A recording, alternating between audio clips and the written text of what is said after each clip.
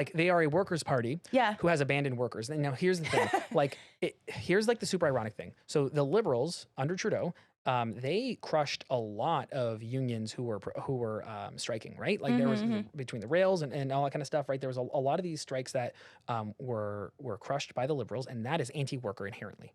The problem is that the NDP, every time this strike would come up, every time there was a strike, would say, well, if the Liberals don't allow it to happen, we're going to bring down this government. And they never did. Right. So the Workers' Party wasn't actually standing up for workers. And so the problem is that now they're saying, well, why aren't the workers voting for us? Because you didn't use your power when you had it. Yeah. Right? Yeah. So how are people supposed to trust them? And that's why I think the party needs to be rebuilt. They need to truly be a workers' party that can focus on the material conditions of people's lives. What can you say about what you think the left, and by the left I'm meaning those three parties that we mentioned earlier, what do you think they're doing right and what do you think they're doing really wrong?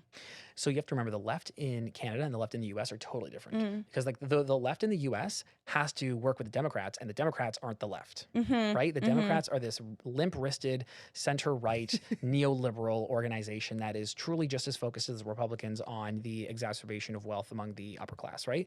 The Liberals are a center-right party that will never dive into identity politics in terms of attacking people. They have not in decades, and they won't go back to that. But at the same time, they are not inherently a left-wing party. But they absorb so much of the left-wing vote because they play things in just the right way. So it's